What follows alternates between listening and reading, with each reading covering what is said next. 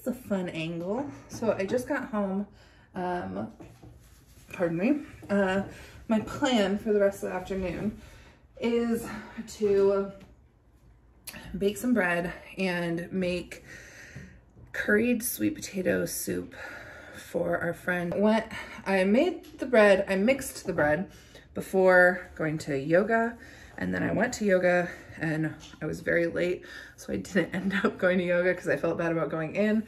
And so then I decided that I would go pick up a chair that we had ordered to be used as my office chair because my office chair is not working for me. And by the time I got home, my bread has risen, which is so nice. And it smells like, I know that plenty of people don't like forgot to put this back in the fridge.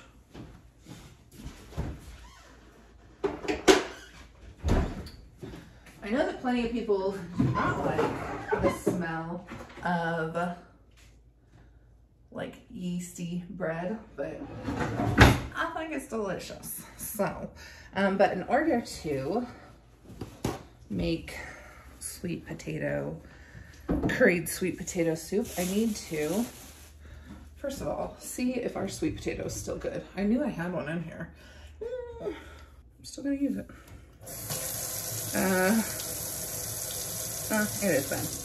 In order to make this sweet potato soup, I have to peel and dice some potatoes and prep, so I thought you guys could do that with me.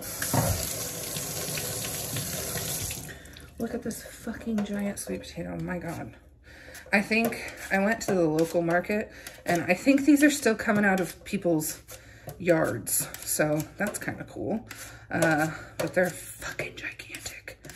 I mean, when I went into the market and I was like, where are sweet potatoes? I was looking for stuff that was this size, and whew, this is much bigger. A couple people asked me for my bread recipe last time, and I will make an honest attempt at posting it in the description this time. But if you do make this bread, the only thing that's important to remember is that the water needs to be warm when you mix the yeast into it.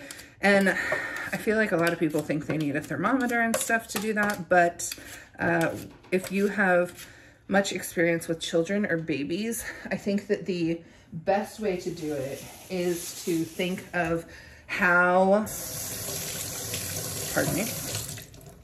warm you would want a baby's bottle and run the water until it feels like that on your, just like you would test on a baby's bottle right here.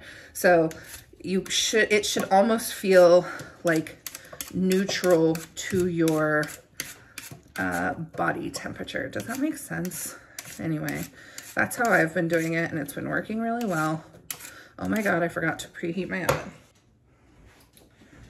oven. Also, I do not know if I'm gonna make this sweet potato recipe in the Instant Pot or on the stove yet. Do any of you use Instant Pots? They are magical things that I think are like very, very worth it. But sometimes cooking in an Instant Pot means you don't get like, I don't know, you don't get as much control over everything. And so I might actually take the time to cook this on a stovetop. Crazy. Jay always tells me that they are very alarmed by my chopping. So, sorry if this alarms anyone.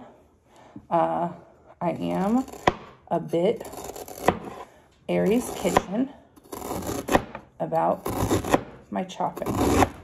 And I'm trying to be less Aries Kitchen about my chopping. But you know what? Sometimes we just are who we are.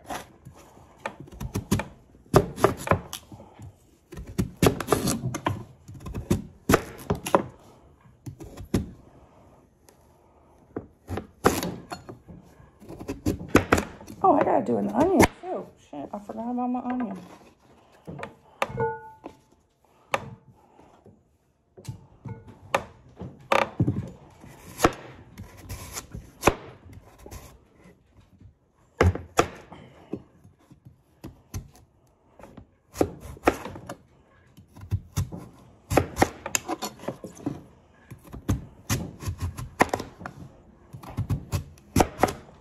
Lord.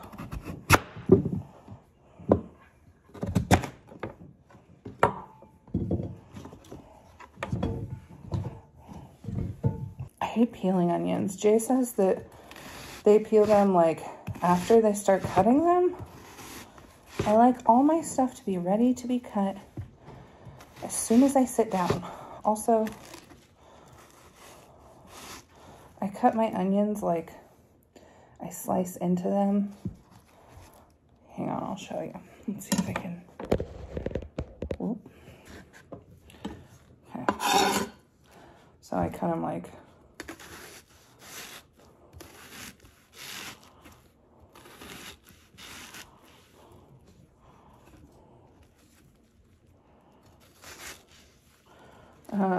this within the onion,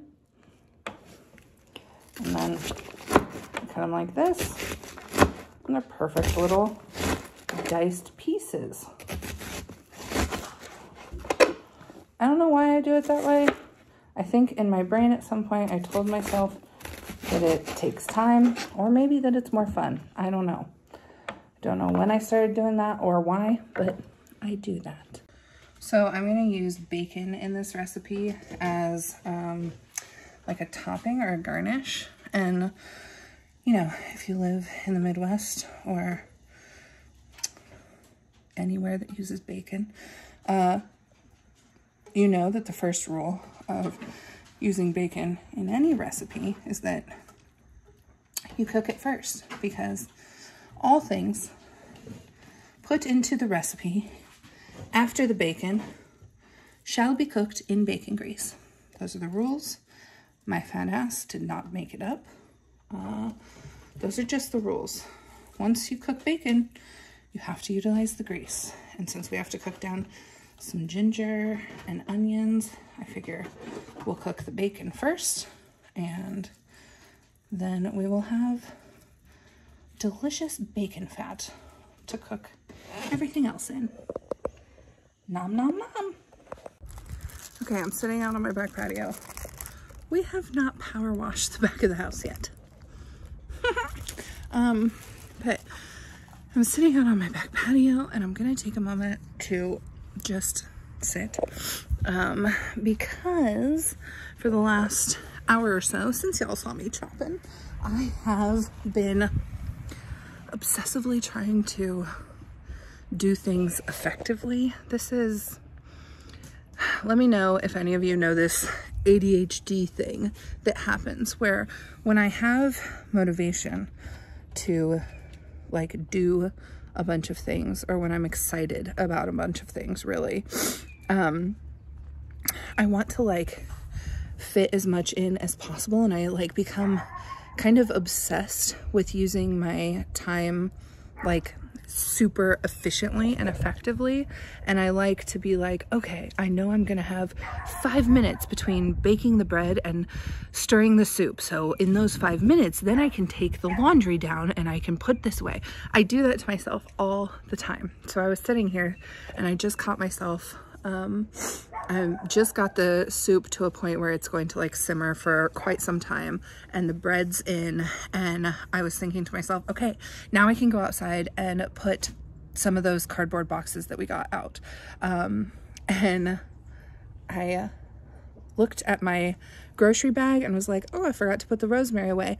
Oh, I got myself an oatmeal cream pie at the grocery store. I was like, you know what? Breathe. Take a fucking second. Just go sit on your back patio with your dogs. Take a minute and let it be okay that you are not shoving another task into that little 5-minute gap or whatever. So I'm just gonna sit here and enjoy the backyard with the dogs, and you know, not try to slam another thing into the day where maybe, I don't know, I think that this is a common thing, but I find myself doing it and then I'm exhausted. I'm exhausted at the end of the day. And it's like, I didn't have to do that. There are 4 hours at the end of each day where I could still be, you know, up and about, even in my backyard if I wanted to do, like the gardening stuff. I could be doing that. I don't need to be exhausted for it to have been a productive day. So I'm just gonna sit here, eat my fucking cream pie.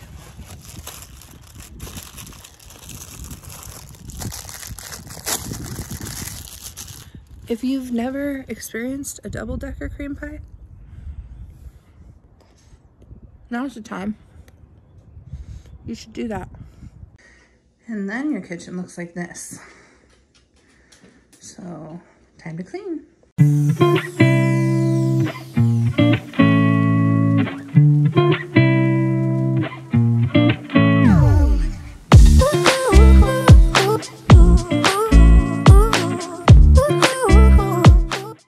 Have we ever used a food processor? Nope. Sure haven't. Someone, Jay's parents, gave us this when we moved in. Haven't used it. Terrified of it. Oh God. Okay, I see some holes. Put that in there like that. I think that goes right on there. Looks like there's some. Oh my God. We are just going to really try not to slice ourselves or anybody else. I think it's put together. Where's the off button? Oh,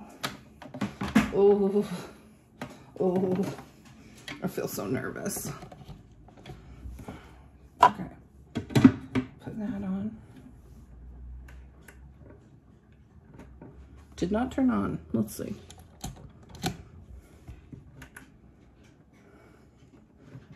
Did not turn on. Is it possible that this switch doesn't work? This outlet doesn't work. God, I'm so fucking scared. Okay, let's try another outlet. Okay, now I know this outlet works because I use my Instant Pot on it all the time. Did I turn it off? Okay. Okay, maybe the lid has to be shut, right? Like, what in the fuck? How you put this lid on?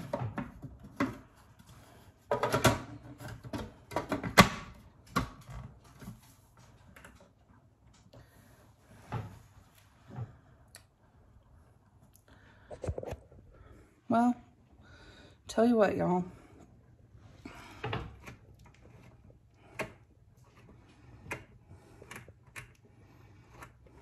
If it doesn't work, we're gonna have a real problem because I thought we had a food processor to blend up this soup, and if we don't, what the fuck we gonna blend it up with? Maybe I put it on wrong. Okay, there are some parts. Did I keep the manual? No, absolutely not. Of course I didn't. Okay, we are back. I got sweat under my boobs, don't worry about it. That food processor did not work, friends. So, I had to go buy a new one. I don't know if I've talked much about this yet, but we moved to a very small rural town, and it's like 25 minutes from where I used to live, and the only thing here is a hardware store. So I went to the hardware store, crossed my fingers they'd have a food processor, and they did. Also, if anyone knows the answer to this, please tell me. This is like the box that comes like with the food processor package. And I'm wondering if this is the same cardboard content as boxes you use for planting seed starts. Because if so, I want to save it. If anyone knows the answer to that, please tell me. Anyway, now is our moment of truth. I have washed off all the parts of this new food processor. God above. I hope this shit works. Oh, I see, okay. And then it like, does it, yep, clips into place, that's nice. Okay. We have a working food processor. Let's get our fucking food in it.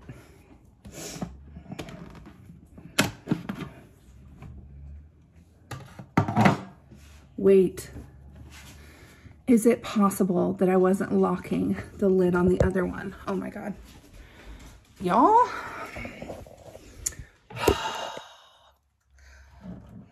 I can't believe this. I can't believe this.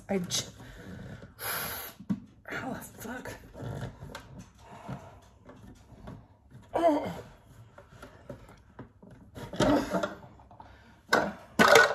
Okay. I do now see that there was a locking mechanism on this, and wow. I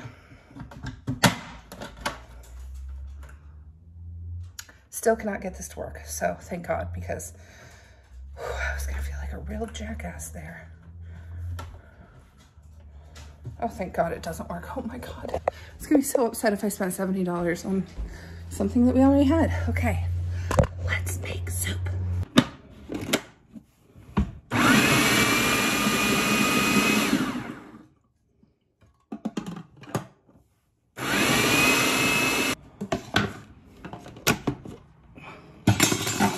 Good soup.